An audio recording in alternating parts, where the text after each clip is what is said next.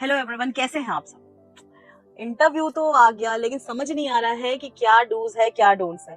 तो हम कुछ बातें करेंगे इस बारे में कि दोस्तों इंटरव्यू के टाइम पे हमें क्या करना चाहिए क्या नहीं करना चाहिए। ओके, तो सबसे पहली बात, बच्चे बहुत हाईली इंप्रेसिव इंग्लिश वर्ड्स जो होते हैं ना, फैंसी वर्ड्स, जो हम लोग डेली शायद यूज कभी ना करें, वो पैनल को इम्प्रेस करने के लिए यूज करते हैं। तो दोस्तों ऐसी गलती आप मत करिए।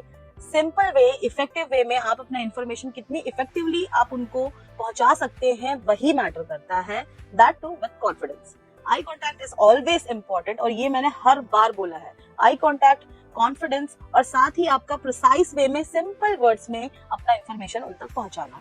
तो don't use heavy words, don't use fancy words in your interview. Simplicity is more powerful yet elegant. तो इस पॉइंट को मत भूलिए दोस्तों, एंड अपने दिमाग में रखिए, सिंपल रहना और अच्छा करना।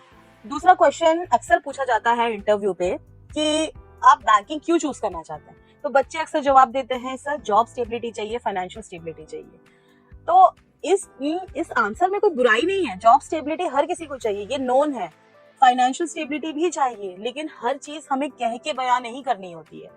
ये सुनने में इतना इफेक्टिव नहीं लगता है। हमको पता है अंदर की हाँ बात यही है, बट आप कुछ और अच्छा आंसर का यूज करें, अच्छा वे में इम्प्रेस करने का कोशिश करें, लेकिन ऑब्वियसली वो जेन्युइन होना चाहिए। फेकिज्म नहीं होना चाहिए कि बस उनको इम्प्रेस करने के नाते कुछ भी कुछ बोल दिया।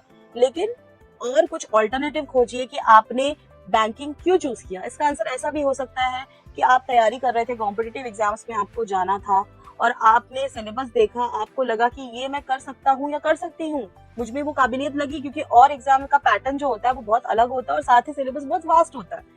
तो आप कम टाइम में इसको कर सकते थे, साथ ही गवर्नमेंट जॉब में भी जाना चाहते थे कि, तो इस टाइप का एक ये तरीका है। आप बहुत सारी चीजें बोल सकते हो, लेकिन बहुत जेन्युइन लगना चाहिए।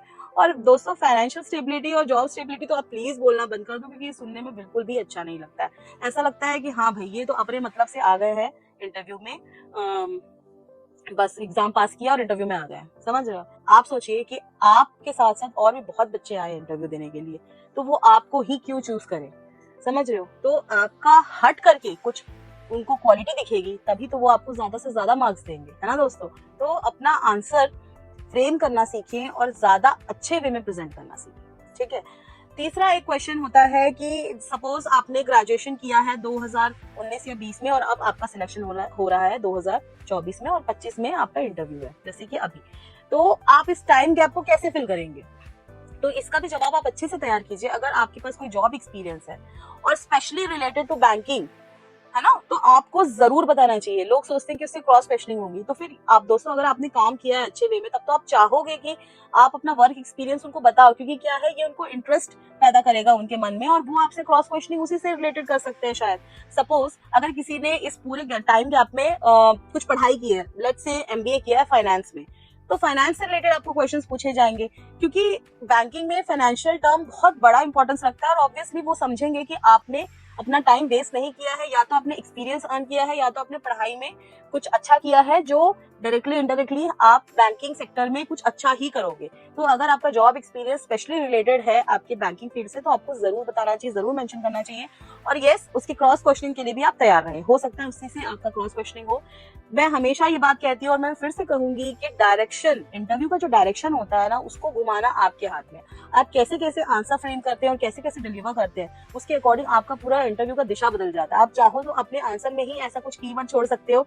सपोज कि बैंकिंग में फाइनेंशियल इंक्लूजन टर्म यूज हुआ, आपने कोई आंसर दिया, फाइनेंशियल इंक्लूजन टर्म आपने यूज किया, ये कीवर्ड था। अब उनका इंटरेस्ट आएगा तो वो फाइनेंशियल इंक्लूजन में पूछेंगे, फिर और कुछ वर्ड आएगा, एमएससी आएगा, एमएसएमई में यूज करेंगे। मतलब आप समझ रहे हो, वो डीप चला ही जाएगा, लेकिन आपको इस तरीके से छोड़ना कि वो पूछने पे मजबूर हो जाए, क्योंकि आपको आता है और आप चाहते हैं कि वो आपसे पूछे। ऐसे कोई वर्ड्स का यूज ना करें जिसका मतलब आपको नहीं पता या आप उसको फर्दर एक्सप्लेन नहीं कर सकते। तो ये था छोटा सा डूज एंड डोंट्स। मिलते हैं नेक्स्ट वीडियो पे, तब तक के लिए अगर आपको वीडियो अच्छा लगा तो लाइक जरूर करें, शेयर करें और सब्सक्राइब करें इस चैनल को।